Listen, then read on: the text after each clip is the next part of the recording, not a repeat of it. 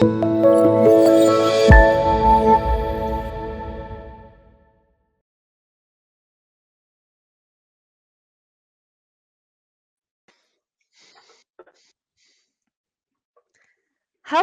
everyone, and thank you for joining us today for In the Driver's Seat with the Experts. Today, we will be joined by our moderator, Brian Pickworth, and our expert, Dan Schacher. And I will let them introduce themselves in a minute, but I first wanted to go over a few AirMeet platform items. On the right hand of your screen, you will see a panel. The first icon is two chat bubbles, and that is the primary chat. The chat is like other platforms, and everyone can see what is put in the general chat and respond. If during the program you have a question, you can put that in the chat, and if time allows, Brian and Dan will answer those. You can also privately message as well. Above the chat, you will see an icon with two people. Click on the name of the person you would like to chat with and start the message. If you have any technical issues during the program, you can send me a message directly in the chat and I can help you walk through any of those technical issues. With those few housekeeping items taken care of, I would like to introduce our moderator, Brian Pickworth. Hello, everybody. I don't know what time zone you're on, but good morning or good afternoon. My buddy Dan, I'm sure they're just waking up in there in Alaska. So we're calling this in the driver's seat, or as Dan says, coffee with a buddy. Want to try to have a good conversation about just our work experiences and all that good stuff. So a little bit of my background. I've been with the city almost 34 years now. Started off as a frontliner, labor, working way up to crew leader, operator, and supervisor. And a lot of days I wished I was back out on the road and not a supervisor some days, and I'm sure Dan will agree with that. But anyways, that's my background. I'm currently back with the city, doing projects and safety coordinator, so helping out with safety. I mean, as many of us know, you could do safety training every day. That's all. That's all we do, and it's all we try to provide for the traveling public out there. So with that, I'll let Dan give you a little bit of his background, and we'll get going on this. Thanks for joining us. Yeah, thanks, Brian. Yeah, my background, I live in Fairbanks, Alaska. For those of you that don't know me, just for a gee whiz thing, it does not get dark here this time of year. So 24 hours of daylight. There's just a little bit of dusk. My Hmm. history, I worked 10 years in the private sector. My first foray into being a foreman was because none of the rest of the old timers that I worked with wanted to carry timesheets into the office. They didn't want anything to do with it. So I figured for an extra 75 cents an hour, what the heck, I'd do it. So started learning a few things in the private sector. Private sector work, as long as you make the company money, it really doesn't matter. So made a lot of huge mistakes in that process, and also left a lot of collateral damage in my wake as a young man learning um, what to do with the ability to make other people or have other people do things with you. So joined the Alaska DOT over 28 years ago. Started out as an equipment operator, worked up to crew foreman, became district foreman, superintendent, and now I'm the Northern Region maintenance manager. So I get to help out folks all over our region, get to travel some crazy exotic places in Alaska that I never would have seen without taking this position. So looking forward to our discussion today. Like Brian says, this is going to just be coffee with a buddy talk. We've kind of grown up in our organizations the same way, started at the bottom and worked our way up, and that's kind of why we're talking together today. And again, if anybody has any questions or anything, throw them in the chat box. We'd like to keep this as interactive as we possibly can. Sam's going to help out with that today. Thank you, Sam.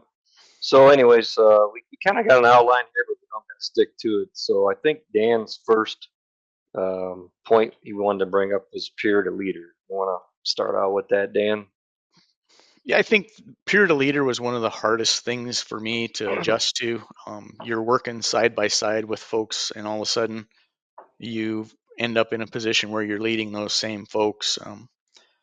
I know I've made a lot of mistakes in that area as I started out, obviously much younger than I am now when I started. So still had that young person ego and a lot of the authority titles, things like that mattered to me back then that don't matter to me anymore.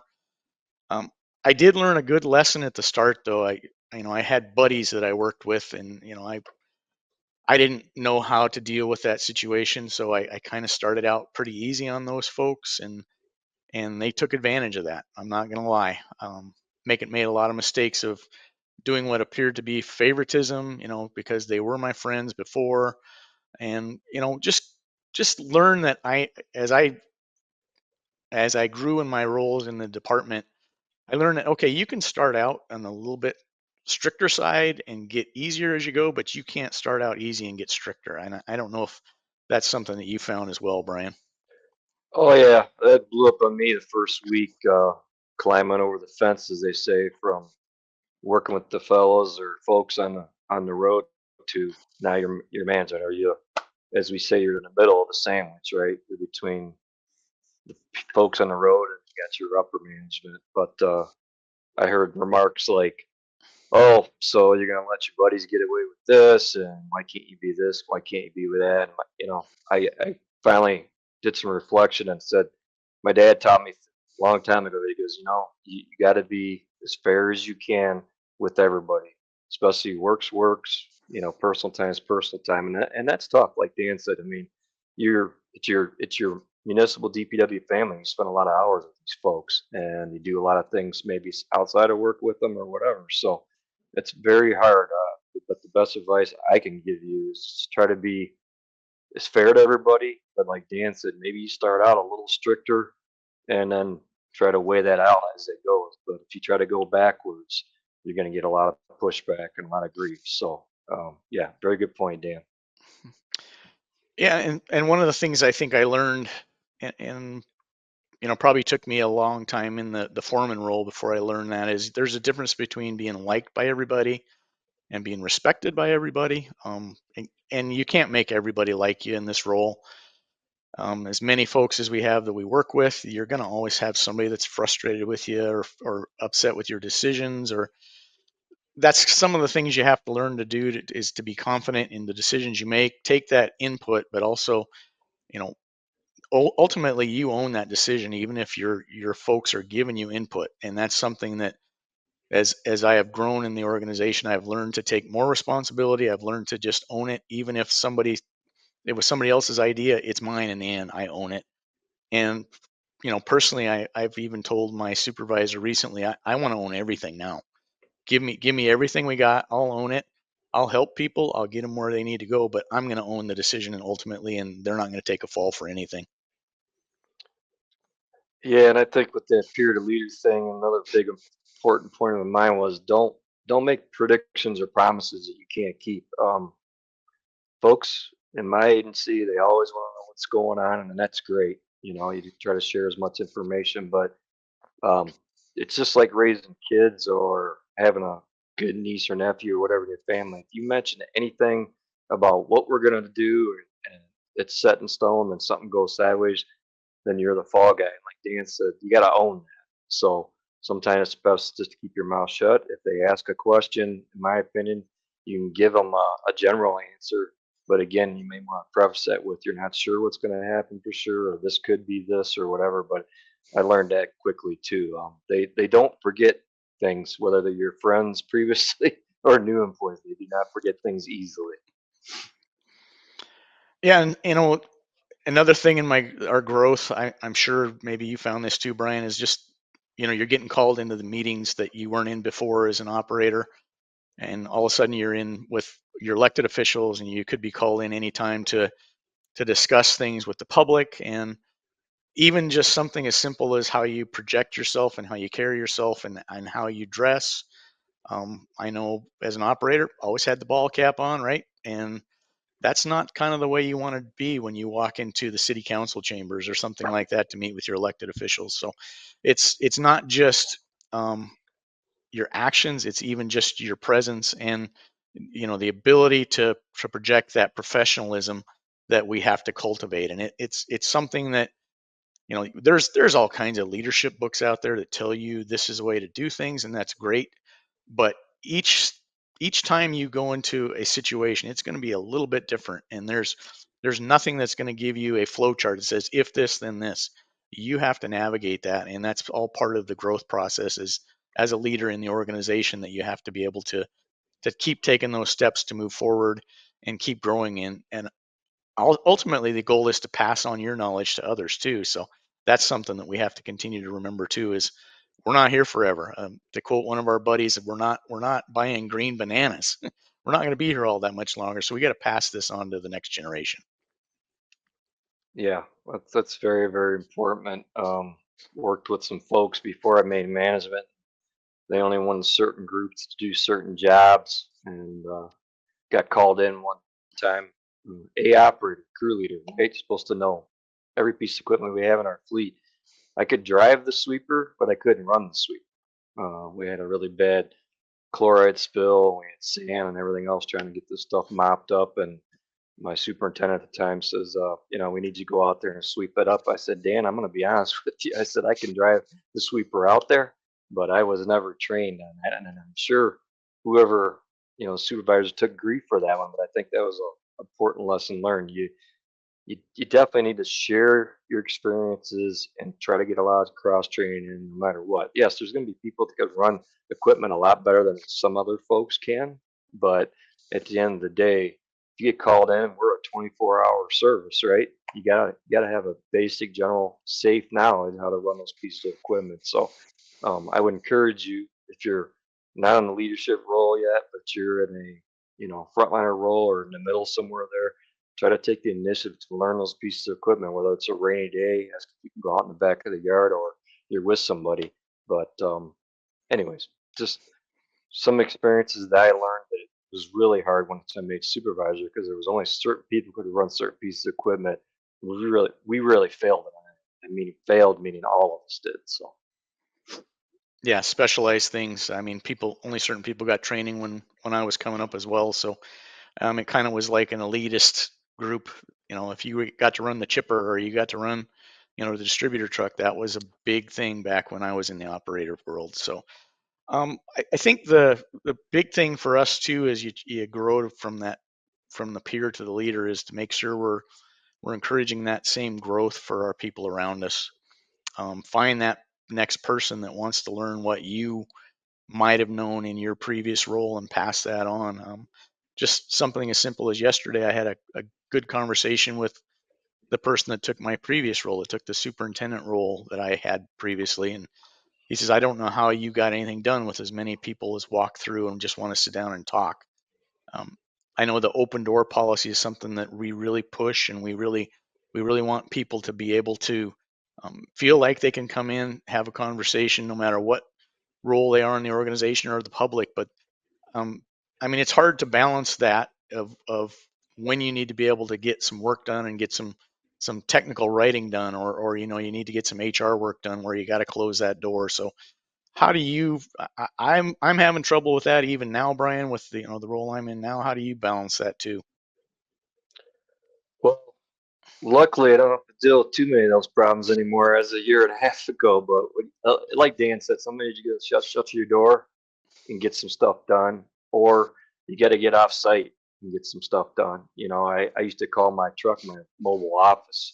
I would go out, take my tablet out there, go check on some jobs, and just take a few minutes to answer some emails or whatever. Obviously, you want to be out in the field as a supervisor in my previous role to check on crews, help them out with anything they need. But again, that is very challenging. Time management, whatever you call it. But sometimes you just gotta shut her down for a little while, get through some stuff, and then pick it back up. And then if folks come knocking your door and you just tell them, I'll get with you in a little while, get back to them. Don't forget to do that. But that's a hard balance right there, right? Another thing I could bring up from peer to leader was Dan was talking about encourage growth. Even if it means you're going to lose them. I mean, try to foster as much safety and skills as you can into them. And maybe you do lose them. Maybe they come back. We've had a couple folks leave here after college thinking college was the right track for them. They decided to come back to our municipality, our DPW. We've had people go to other cities or counties and come back. So I think that goes without saying. We must be doing something halfway right here to foster that growth and have people come back. At the end of the day, it's hard not to be selfish because you get a good team of folks that you can rely on. You know things can get done, but again, at the end of the day, you want what's best for them as a person. So that was a hard thing for me to overcome with my previous management over me, always trying to pigeonhole everybody. You can only do this, you can only do that, and your skill range wasn't real wide. And once you found out somebody could do something, you kind of want to pigeonhole them in that, but you got to let them grow if they want to grow. So I don't know. I hope that makes sense, but that's what's happened to me my first 2 or 3 years as supervisor. Yeah, and it seems like we're in the world we're in today, where we're competing for talent. I mean, it's not like the old days where we had people lined up to get these jobs. Where we're competing for talent with people that can pay a lot more.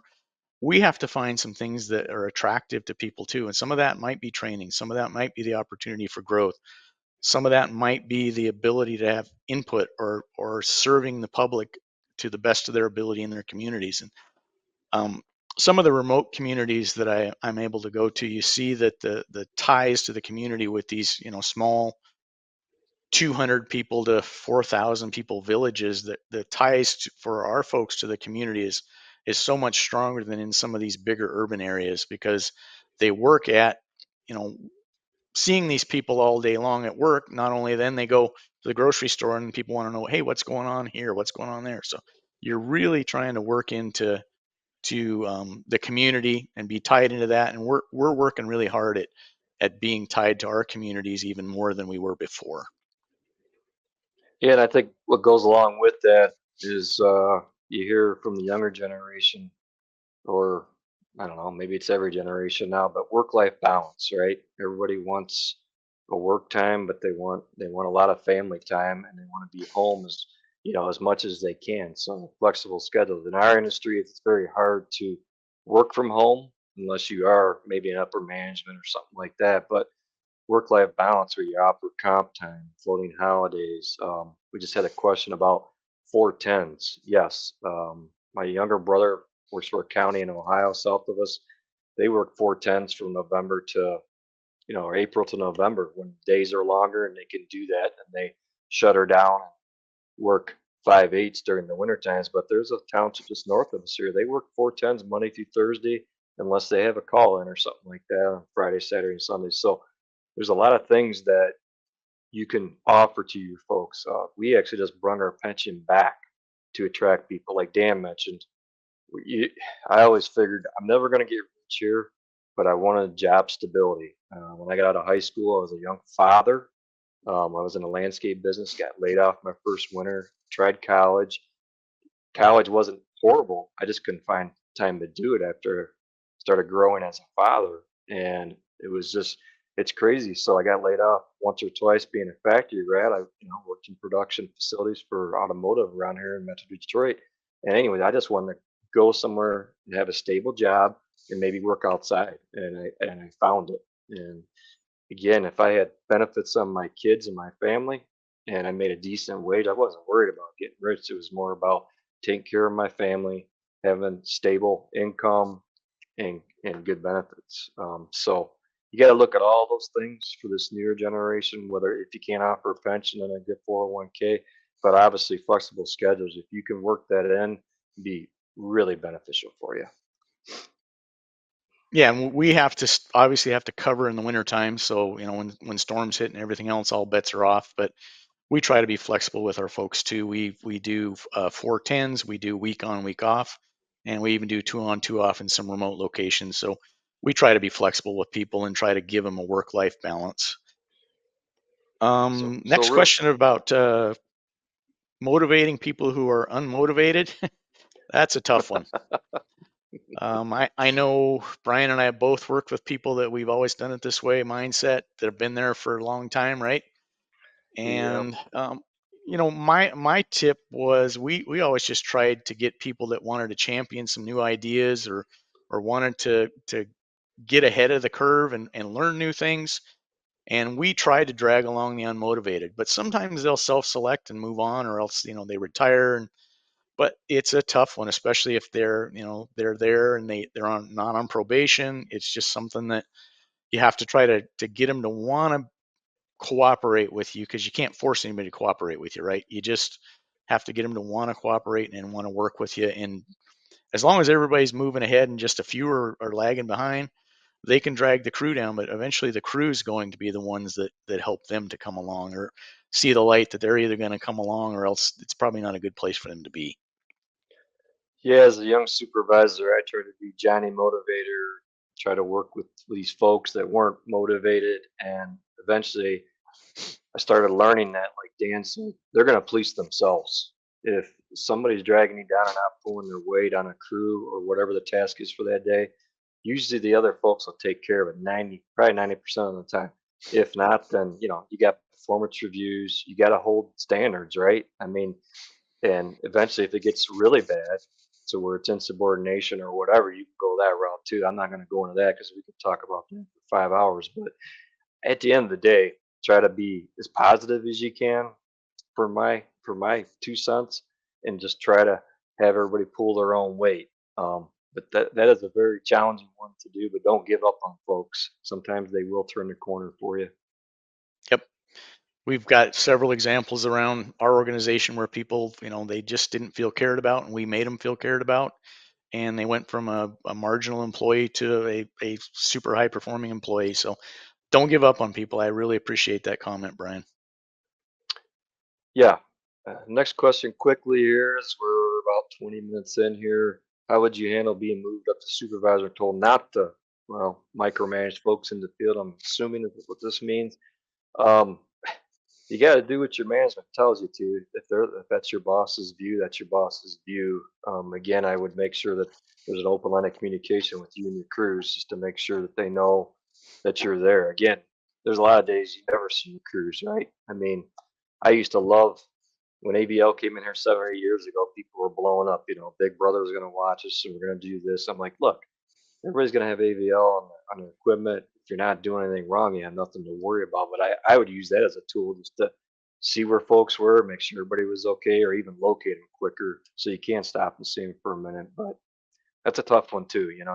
Again, you're in the sandwich, right? You're stuck between the crews that probably need stuff and the upper management saying, no, they're probably delegating you to do something else that they think's more important. But maybe impress on them that your crew safety, number one, should be checked on as much as you can.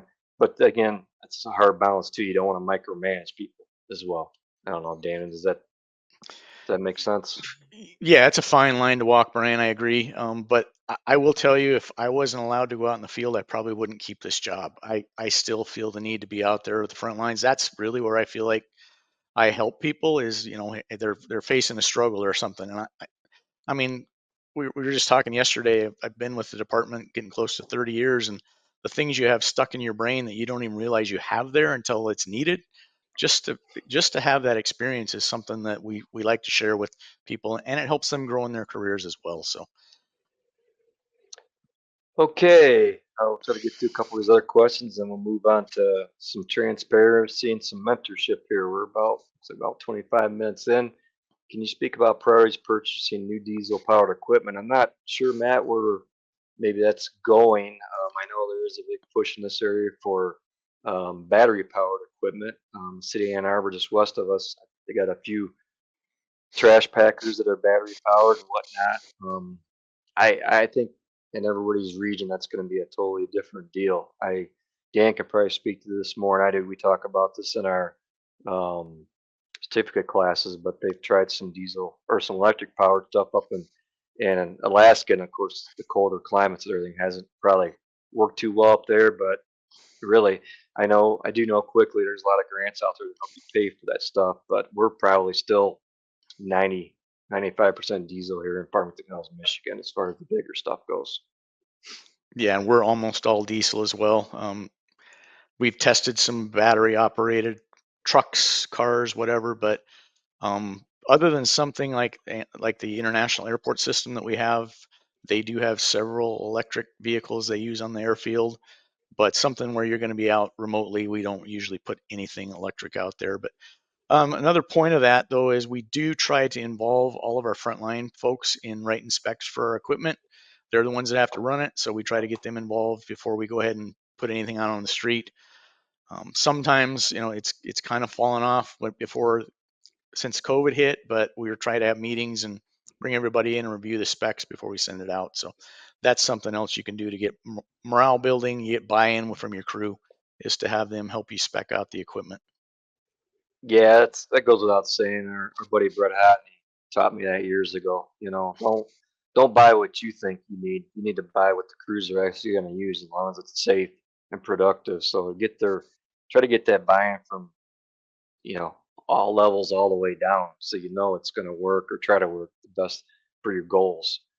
How have you established any personal stories after career goal setbacks, not getting promotion? Yeah, I've been there. It's it's just a dose of reality. If it's something you really want, instead of making it personal, just keep your head down, keep working hard at it, doing the best you can. Here we have a certain call-in ratio from November to April, and that's a big thing for us. Not just because the summertime is not important. I mean, a tree's down the middle of the road, it's just important as a snowstorm. But you just gotta keep your head up, try to keep your numbers up, and good things will work out for you. I got denied a few times, but I took it as a learning experience. All right, just throw my hat in the ring, go in there, interview. You don't interview every day, anyways, and then just keep moving forward. Try to stay as positive as you can. Yep, same here. I got passed over for a couple of promotions, but eventually ended up in those roles anyway down the road. Like Brian said, keep it up, keep growing. Look for feedback. That's something we'll talk about in mentorship. Is ask those folks what you might have done better to improve in that interview, or what you could do better to get to where you want to be. I think without that feedback that I received from several different people, I don't know that I would have figured out what I wasn't delivering when I was trying to apply for those jobs. So just make sure you get that good feedback when you have that setback. Keep your head down, like Brian said, and keep growing, because your organization is going to need people that want to grow. Yeah, and anytime you got an opportunity to go take a class or get some training or anything, don't pass that up if you can. If it's all possible. It's always a feather in your hat, as they say. All right. Have you established objective metrics for measuring job performance versus subjective? Have you established objective metrics? Um, Uh, Yeah, like I we have said, a little bit. Yeah. go ahead, Dan. More than anything, we have crew objectives, but then we also have based on training that people attend, and and their performance with operating equipment versus their peers. More or less, we have a baseline, and then we have people that can perform higher level higher level equipment. We have that based on what's the size of equipment that they're running and the type of equipment they're running. So yeah, we have performance metrics that we have in place, but it's still very much in the infancy, because you in the past, you get your eval, it's very subjective what the foreman thought of you that day, and now we're trying to put some qualitative metrics to that in that language as we do these evaluations of our people, and it's tied to raises too, so that helps. Wow. Yeah, that's a good incentive. Yeah. So for us, I learned through the Public Service Institute here in Michigan years ago. If you're gonna do reviews, do them consistently, so everybody knows what the expectations are, and how things are going out there. Sometimes you read things differently, get input from other coworkers, crew leaders, when it comes to that kind of stuff for job performance. And sometimes you can learn a lot about yourself when you're giving somebody else a job performance review. To be frank with you, but again, open door, like Dan said earlier. But if you're going to do performance reviews, do them consistently, especially when you move somebody up. We always have a 3 and 6 months checklist there. We go through that, but we also try to do them at least once a year. And again, it all takes time, right? It all takes time. So, but that's something I learned early on in my career. If you're going to do these, be consistent, and we do that here at DPW. So, lastly, how important is the OEM service networks? I'm thinking, so this would be support for your equipment. I'm guess hopefully I'm reading that right there, Matt. It's everything. I tell everybody, I like I like product A, B, and C. Probably all built similarly. They probably perform similarly, but if you don't have that support, what good is it? I mean, like Dan always says, phone a friend in the middle of the night. You got something going crazy, you got a machine down or whatever, but you need that support for that equipment. I believe that's what that question is all about. So definitely do your homework, whether they're low bid or middle bid or whatever, how you guys do your purchasing. But support is like number one for me. All right, Dan, you want to move on to maintaining transparency? Does that sound like a good plan here? Yeah, I think we're about halfway through our time. So I think a big point for everybody to remember, especially as you're moving into the supervisory world, from the minute you dip your toe into that world, everything you do is being watched. Um, your actions in front of the group, behind the scenes. Um, I live by the mantra that if you tell somebody the truth, that builds trust with them. If you tell them what they want to hear and then you go about doing whatever you think is right after the fact, that breaks trust. So you're trying to build that trust. You're trying to know that, build up that people can count on you to do what you say you're going to do. Don't overpromise, don't underdeliver.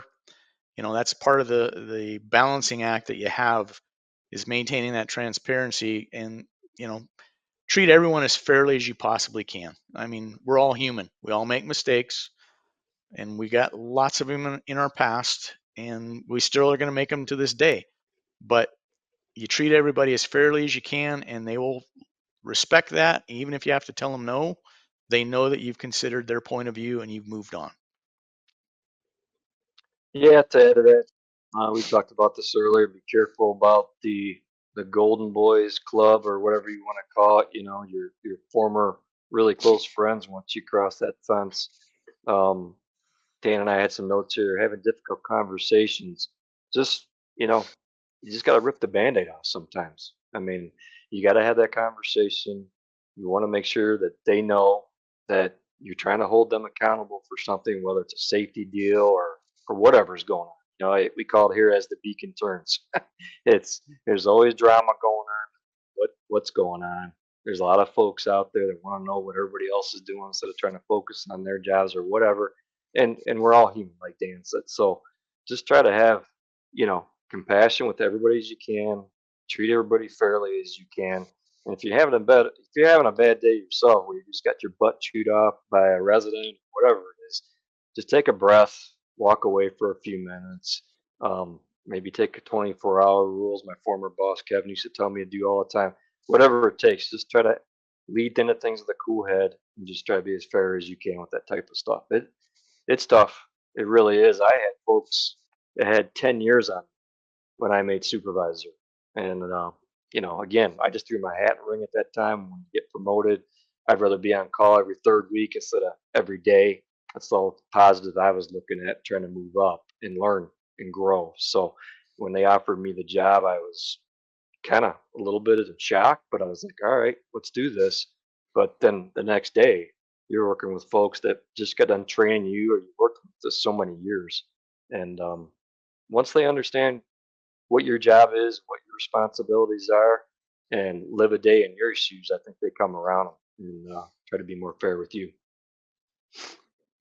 Yeah, and I like Robert's comment about people trying to push your buttons. I mean, I I'm sure, Brian, you got pictures in your brain. I have faces in mine that people that just want to push your buttons, and that's something it's expected from anybody that's in this role. Somebody's going to have to, try to get one up on you or try to get you somehow. It's just it's something we have to deal with as a supervisor. But I know we're always trying to look for the good in people. You don't know what's going on in their life on a daily basis. Did they have a baby cried all night and they didn't get any sleep, or you could just name off anything that happens to us in daily life that we've all been through. Doesn't mean that they're a bad employee. It just means maybe they're having a bad day. So we try to look for the good in people and try to lead them in the right direction. And if they want to come along, that's great. Sometimes you just have to accept that this is the way they're going to be and work with them the best you can. Yeah, no, I mean, you don't know what's going on with everybody's daily lives. My former superintendent Kevin was like, "Hey, you make sure everything's good at home before you even come in here, because you got a lot going on with you're out in the public right away all the time. It's a dangerous job. You don't want your mind elsewhere the best you can. I mean, everybody's got stuff going on every day, whether it's kids, aging parents, whatever. But again, just try to have that mindset Try to be as fair as you can. Like Dan said, sometimes you're just not going to change people. My dad told me years ago, you're never going to make everybody happy, Brian. So don't die trying. And that's what I live by. I like your comments there, Robert. That's some good stuff. But yeah, that's the best advice we can give you as far as that stuff goes. Um, so from Amy here, any tips for training staff to deal with aggressive residents? Yeah, yeah. My first training was told when I come to crew lead before I made supervisor was if they're yelling at you or spitting in your face, get in your vehicle and just roll the window up and call me. So um, honestly, most people just want to be heard, in my opinion. So let them vent. I mean, even if it takes them 5 or 7 minutes, whatever, do the best you can. Jokingly, I always had a backup plan if I knew I was going to a problem resident. I'd always tell one of my foremen before I got out of the truck, hey, if I don't call you or text you back here in about 10 minutes, give me a call, give me an out. And seriously, sometimes you just had to walk away with some folks. But honestly, let people vent, listen to them, try to uh, see what their issue is. Don't promise them anything, especially if you don't know anything. Maybe you do have to go higher up to get the answer that you want, or simply if it can't be done, it's not in the right of way or whatever. Just simply tell them that. But again, hear them out, try to reason with them, and at the end of the day, if they ain't happy with you want to say, you can always let them get a hold of your superior, and they could talk to them. I don't know about you, Dan. That's the way I typically dealt with people that were aggressive. Yeah, we just try to keep it as calm as we possibly can, but some people are not gonna play well with others. Let's face it. I mean, I've literally had situations where we've had to take state troopers with us to deal with angry residents because they've threatened us with guns, and I mean, it's the Wild West some days, right? But Well, that's not your normal situation. Like Brian says, people just oftentimes just want to be heard and want to know that you're listening to them. So listen, let them talk. Hopefully, they'll run out of steam, and then you can maybe have a reasonable conversation with them. And of course, elevate it to your supervisor. I know that's a difference in my role now versus what it was a couple years ago. As superintendent gets every complaint in the district. Well, now the complaints that come to me are great big ones. If a phone call happens, I know this is a big one, so I really have to take it seriously. So put on your best smile and try to do the best you can to make them happy if you can. But sometimes you're never going to agree. It's just the nature of what we do. They see things their way. We have rules we have to follow, and we just have to explain it to the best of our ability. and and I might add, to the best you can, don't take that stuff home with you. It'll it'll eat at you. We have a couple, typically ladies up here in the front office. They're the front line for the complaints, whether it's a snowstorm or trash got missed or whatever. They're saints to me. I mean, they take all the initial grief when it comes in, and it gets distributed to all of us, whoever the former responsibility was. But again, just don't take that stuff home with you. And if you got to talk to somebody about it. It's not worth the grief and the aggravation and the ulcers and everything else that comes with all that fun stuff. So, And just a quick probationary. story I could share with you about one real angry resident that I dealt with, and we finally got him to turn our way. He was just always in our face, always telling us we were terrible, we didn't do our jobs right. Come to every public meeting and berate us, belittle us.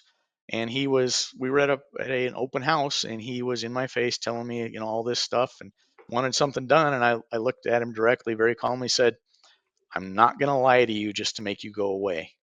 And that was the beginning of a relationship that is good to this day. And now he's one of our biggest defenders in that local area. So just be honest with people, tell them the truth, and that's all you can do. There's no magic bullet to fix this. It's just personal relationships. Yeah, good advice, Dan. Um, quick question here. Probationary periods and merit evals have been useful to manage poor behaviors. I would agree with that. If you don't stay on these folks, we're a union position. I was a union position either on the road, and I was Teamsters when I left full time. But you definitely gotta stay on top of that kind of stuff, right? You usually have a probationary period, and if it's time to let somebody go, it's that time. You don't wait till, oh gosh, I wish I would have done that 2 years ago or whatever.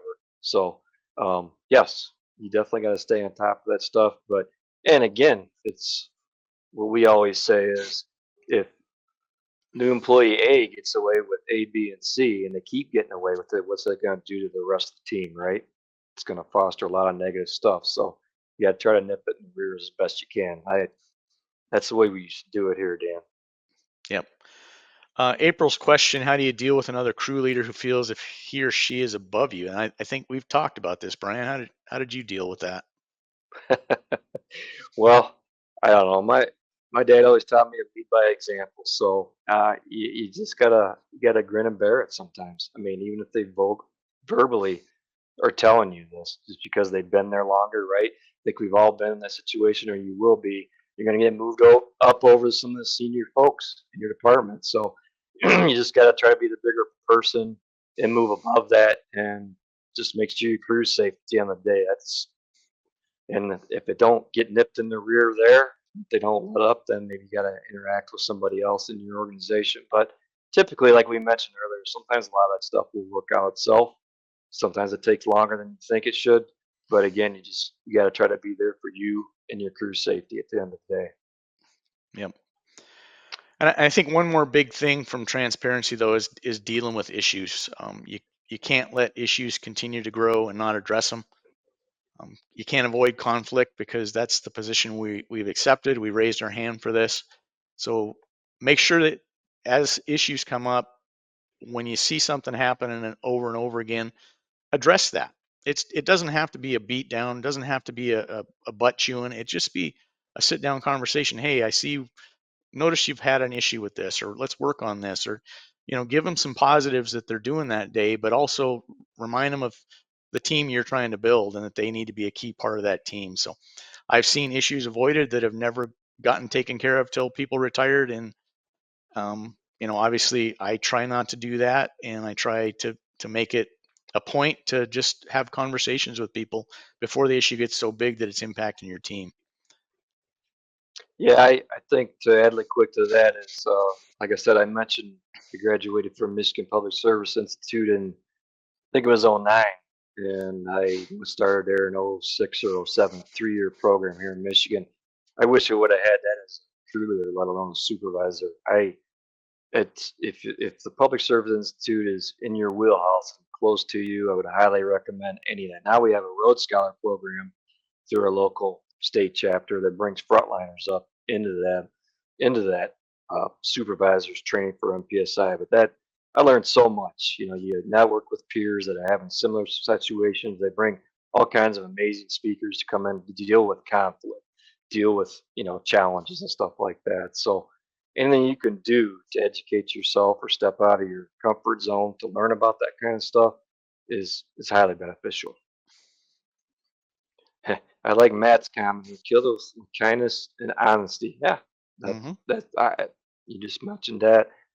What was your strategy to correct legacy issues once you took over in a leadership role?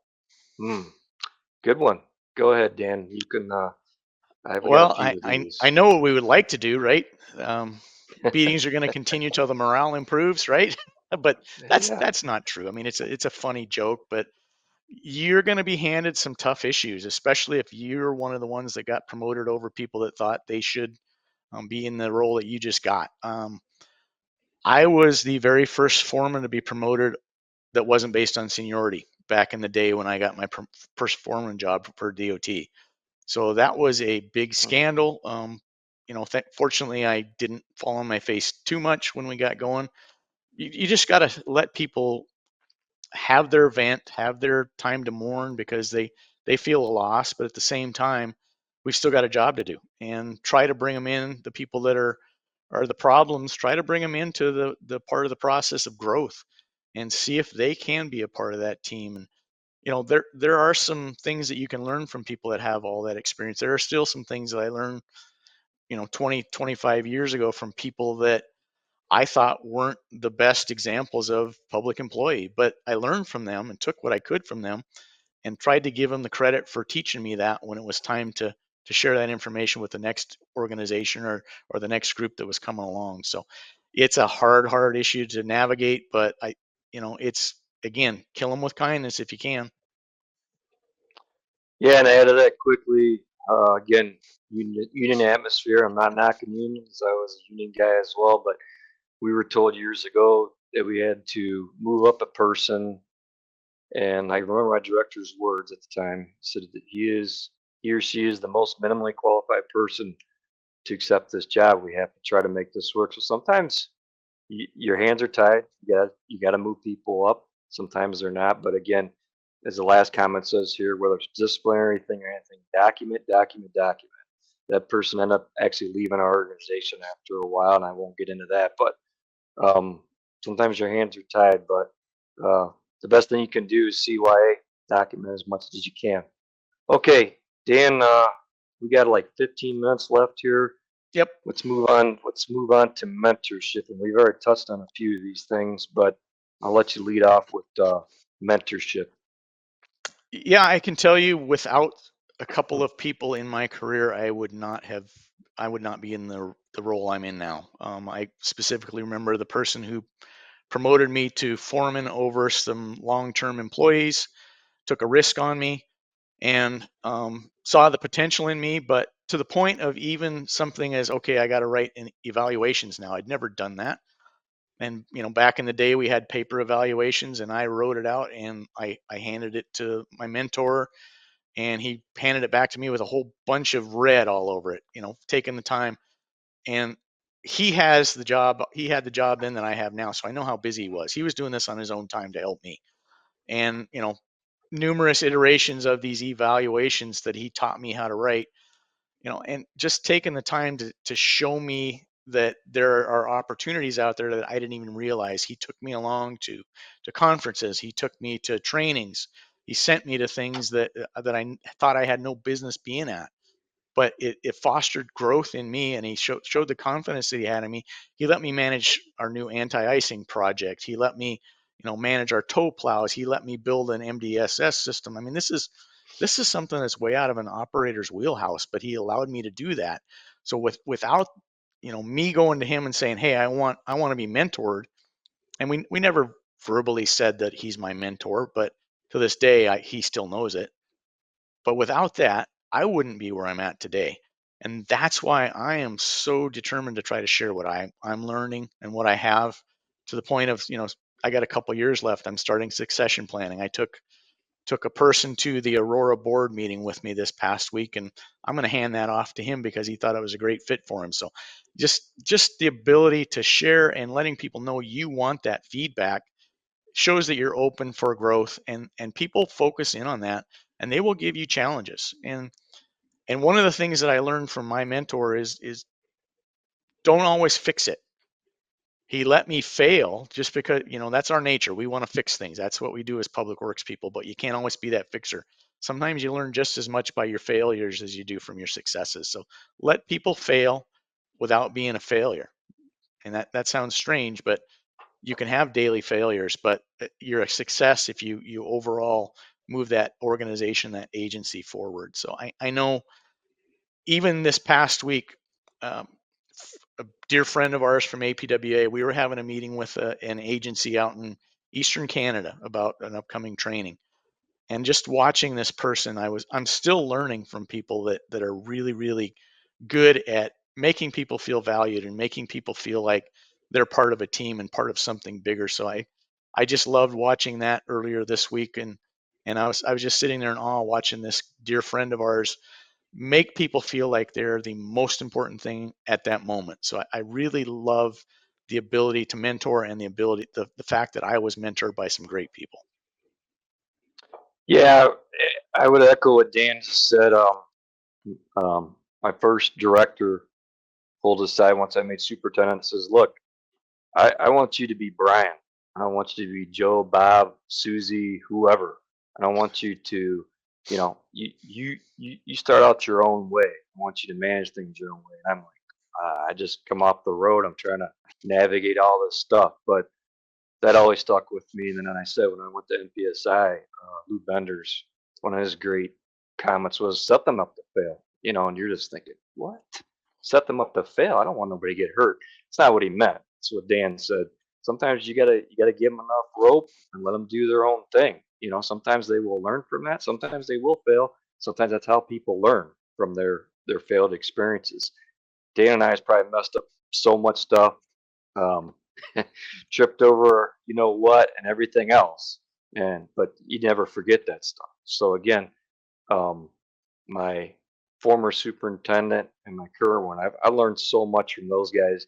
I've been through three superintendents now, so everybody's managerial experience and their ways of doing things is so different. But each one of them gave me a good quality, and they've been such huge mentors to me. It's been just awesome. You know, they will take time and they will help you. If you can't find somebody within your organization, which is maybe true, then network. That's why we're all here. That's why we're trying to share our experiences with you. Reach out to the somebody in the town next to you that you think they got a good champion over there and try to learn from them. Just don't let things get you down. At the end of the day, it's hopefully it's a good day. Everybody came home safe with all their fingers and toes, and everybody's safe. But that's a really hard, and like Dan says too, mentor other people as much as you can every day. And it takes time, but even if it's just for a few minutes every day, and because like you said, green bananas, they don't stick around forever. There's always going to be somebody else to hopefully carry your legacy forward, and that is part of your legacy to try to help them along the way. Yeah, I think Uh, the great thing is to say to let people do things their own way. I know in the past I've got stuck on processes and doing it this way, but if you're looking for results, if give people the target to hit and let them hit it. They may take a different path than you to hit it. As long as they do it safely and efficiently, who cares? It's their way. I mean, it's like you said, your superintendent told you, be Brian, be yourself. Just make sure people know what the goals are and the target is so they can hit it. And I think having that different perspective is what makes a team much better. You bring those other ideas in. If you don't have that kind of freedom to express yourself or to bring ideas forward, if you don't have that in your agency or your organization, then you're not going to grow. And that's the hard part for all of us is we got to deliver things as public works people. We have deadlines to meet, we have targets to hit, we have the public to serve, but to foster that growth, you have to allow that input and you have to allow folks to to champion ideas or even try new things. And even if you might not think it's a great idea, I remember when my mentor came back and told me, "You're going to start spraying this liquid on the road in Fairbanks, Alaska." It's like, you're nuts, buddy. But I tried it and it worked. So, you know, bouncing ideas off each other is great.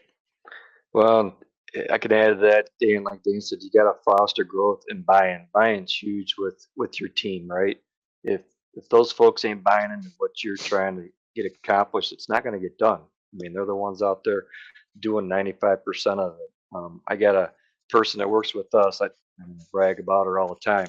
She don't not only comes to me with a problem, but she usually gives me two or three solutions that she's either looked at or how she can solve it. She just needs a way to procure whatever we need for that, challenge. So if you could foster that into everybody to not come to you just challenges or problems, and come to you with solutions, or at least they've spent the effort to try to figure things out before they came to you. And sometimes it's, hey, I need your help. I'm at my wits end. I tried this and this and this.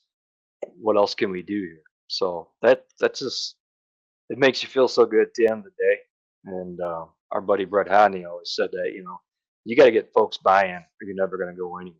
You really got to include everybody in the decision process so that you can as much as you can, and then explain to them why it might take so long to get a piece of equipment in, but it's coming. Just hang tight, stuff like that. So yeah, mentorship's just huge. And with that, Dan, I'll tell you, with an Arsenal and Ice subcommittee here, it's phone a friend anytime, day or night. You just can learn from so much people. So again, networking to me is just so incredibly important when it comes to all this stuff. Um, Real quick here is Jim Scott's and documentation is vital when you're having issues, so you can support any disciplinary action that you need to address. Yeah, like I mentioned earlier, not that you're trying to wage war on one certain person, but you definitely got to CYA and cover your rear. Hopefully, you never have to go through that or go through it too much, because HR issues or work issues or challenges, they suck a lot out of your day.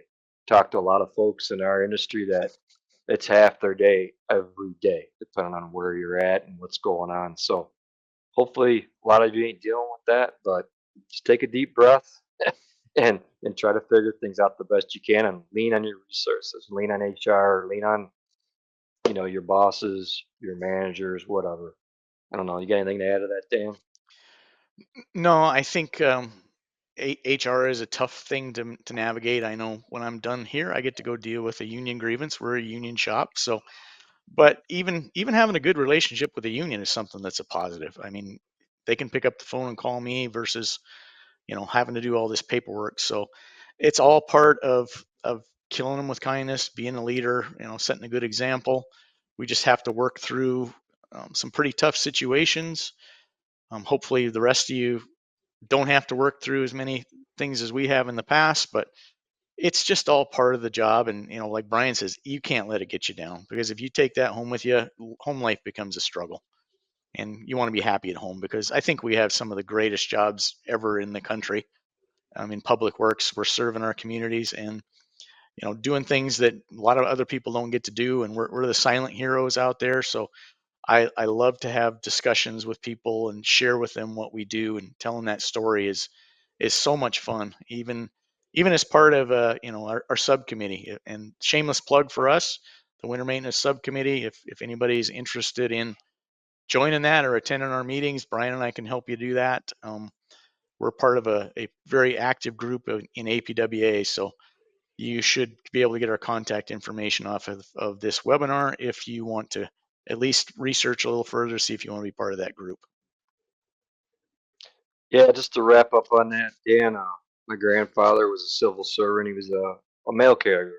And I always considered myself, he got up every day, had a rural route, drove the car on the right hand side of the car, winter, summer, whatever, it was a tough job. And I thought about him every time I was half asleep driving into work, either whether it was a tree down in the middle of the road or a snowstorm or an ice storm, right? 2 or 3 in the morning. But we all got to do it. It's part of your job. You accept it. It is very gratifying at the end of the day.